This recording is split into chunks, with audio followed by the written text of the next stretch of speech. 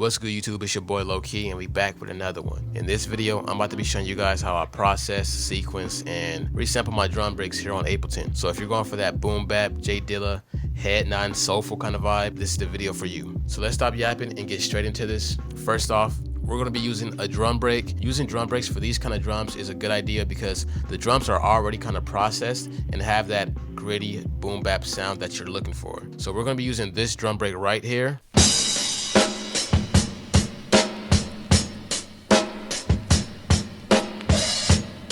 We really don't need to warp this too much. We just needed to get this aligned so that we can easily chop this up. And now we're going to go ahead and look for our one shot. So let's just go ahead and listen to each one of these different one shots, I guess you can say, or transients, and see what we can get out of this drum break. That's a good one shot right there. So we're going to go ahead and highlight that and hit Command E. That's going to go ahead and separate the clip. And once we're ready, we'll be able to drag this to a drum rack. We're going to also use this hi-hat. Command E. This is a good snare as well. And let's try to get another snare, hi-hat, and kick just to have some variation with them drums. All right, so we have all our one shots pretty much separated. Let's just go ahead and delete the excess clips so we can know what to drag. Let's go over to this MIDI track and let's grab a drum rack. Now that we have our drum rack down and we have all our one shots easily accessible, let's start dragging them down. So we're going to drag those kicks down to the beginning. Then we're going to drag the snares down right after that. And then we're going to drag the hi-hats down as well. Super easy. Now we can go ahead and delete this because we're not going to really be using this anymore. And we have all our one shots. So let's just go ahead and listen to them. Make sure that we don't need to correct any of the start points or fade outs or anything like that. Let me just make sure.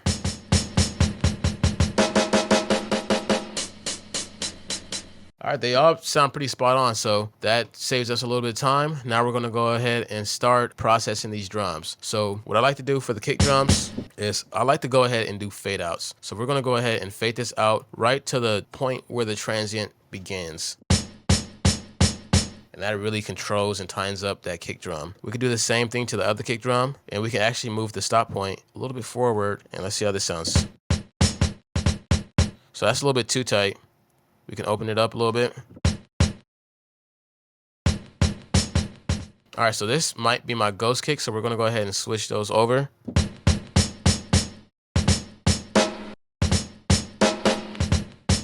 We're gonna go ahead and do the same thing for the snares. We're just gonna tighten them up, just get some control over these drums, because when we start compressing it, that grit, that dirt just might be a little bit too much.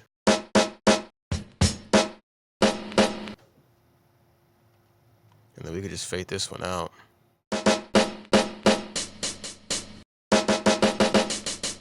All right, so now that we have all of our one shots tightened up, let's go ahead and actually sequence a drum pattern.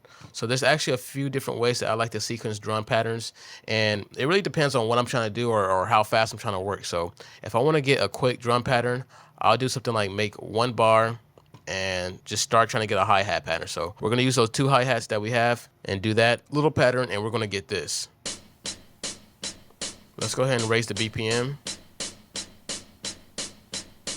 All right, so what we're going to do is lower one of these down and, of course, move one over just a little bit, turn the grid off, select all of them, and then move them all over a little bit. And then we're going to hit humanize just to make it a little bit staggered, a little bit more unpredictable, and just add a little bit more imperfections to it. All right, now we can just play the snare in.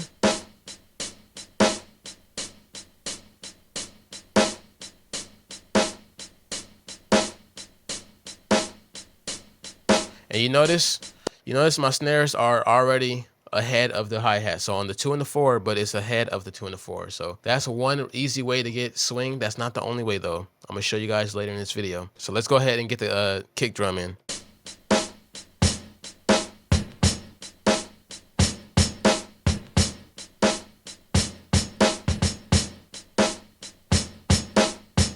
All right, so that's how I get drums really quick if I'm just trying to get a quick pattern. But whenever I'm trying to get some drums that have a little bit more vibe to them, I'll make it about 2 to 4 bars at least, just so it's not, a repetitive loop. And I'll just go ahead and play everything live, and you can just layer it one by one, so you don't have to do everything at once.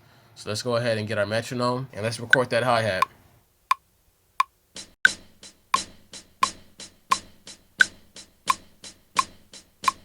All right, so now that we have the hi-hats recorded and played live, I know that I don't want any of these hi-hats to be ahead of the grid. So we're going to go ahead and just move them back. Whenever we see that they're ahead, we're going to move them back and move back the one after that, because they have a relationship. I kind of want to think of it as a symbiotic relationship. So depending on how early or late the hi-hat is, the one after it will either sound good or bad depending on how much you swing that one. So it's like you really have to respect it. So let's go ahead and manipulate these hi-hats while we're listening and just make live corrections. That's all you want to do, is make live corrections. Now let's go ahead and play the snare in.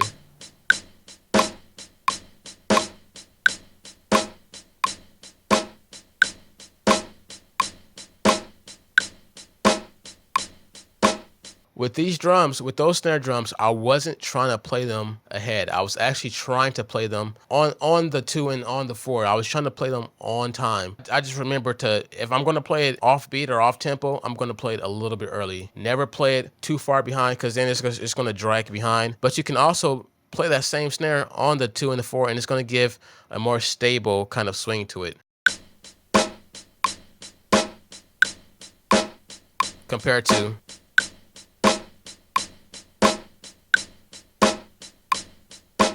so you can kind of hear that stagger with the snare. The earlier you put it, the more swing you get, okay? So just be careful, because you don't want to overdo it. And the symbiotic relation is between the snare and the hi-hat. So the larger that gap is between the start points between each of these different hits, you'll get that crunchy feel and you'll get that swingy vibe to it. So let's go ahead and get a kick drum in. Let's not go too deep into this.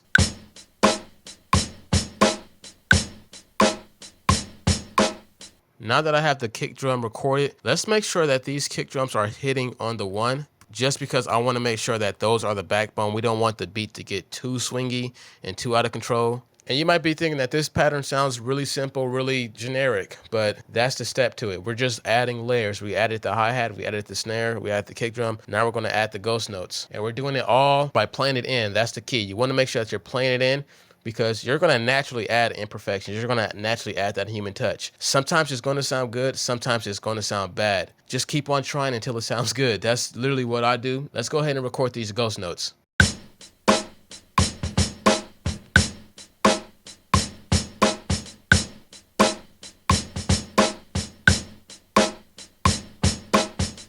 All right, so I recorded the ghost notes in. They aren't perfect, but we're going to make them perfect right now by just nudging them back.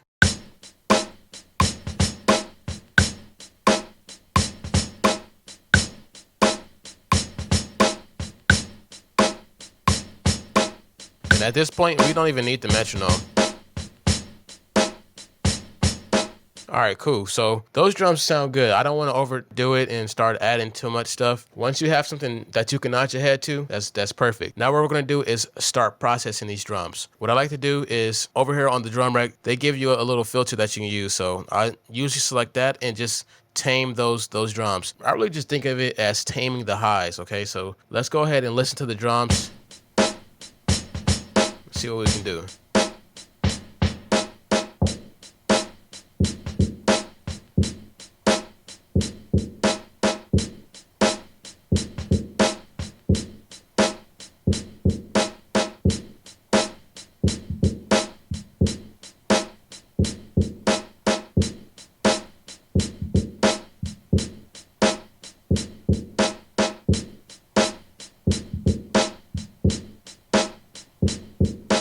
All right, so now I'm going to go ahead and add an EQ8 to the kick drums. Let's try to go ahead and boost those frequencies. So these kick drums are actually kind of high pitched, and they're hitting around 107 hertz, which is a little bit high for me. I usually use kick drums that are a little bit lower in the frequency range, but that's fine. We're going to get that bass nice and punchy, and I'm going to show you how to just really wake all the drum sounds up. So after you have your filters on, and let's go ahead and add an EQ8 to that snare and take out that bass. With the snares, I like to take out the bass up to like around 120, 150 hertz, just because it still leaves a little bit of that body in for the snare.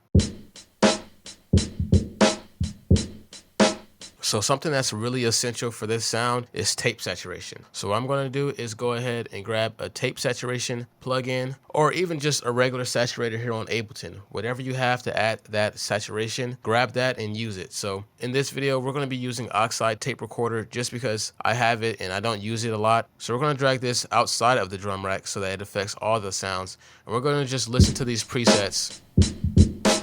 Tape saturation can and should be subtle, but if you want a little bit more of that dirt, you can go ahead and grab an overdrive, drag the frequency down to about 100 hertz since that's where our kicks are residing at. Make sure that you lower that dry wet because it's going to be loud. We can leave it at about 9% and just play around and see if you can get that sound to get perfect.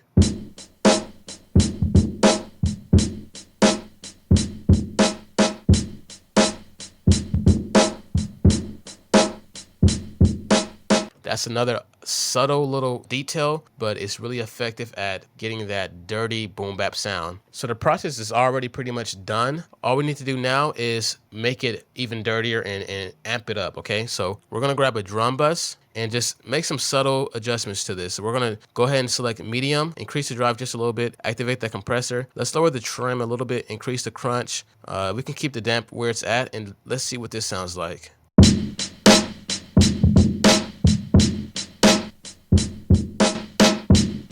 Gain staging. All right, so let's go ahead and increase the boom.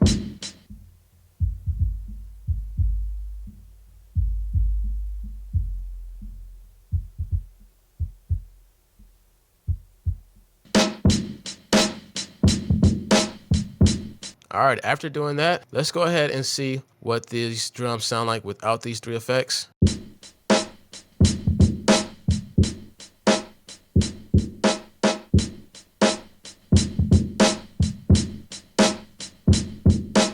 So as you can see, each effect has its own little purpose that it's serving. Let's do one more little trick to make this sound dirty. And what we're gonna do is resample this. So we're gonna grab ourselves an audio clip, select that resampling mode, and then put this on N. We're gonna start recording and make sure that the resampling clip is triggered and hit record.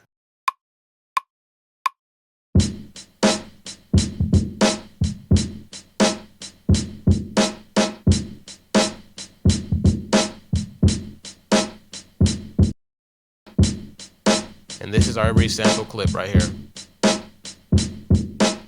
Now we can further manipulate this. We can add compression, we can add reverb, and let's go ahead and just do that real quick. We're gonna add some glue compression.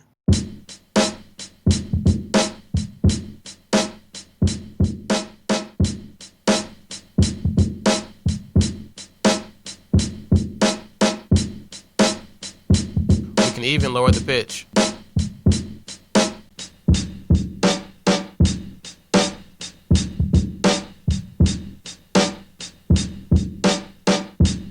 Now, if you really want to get crazy and you want to build even further onto this drum break or drum loop that you just created, you can slice to new MIDI. Let's select 1/8 notes, and then on this new drum rack, turn off the loop length, increase the release, and let's see what we can get.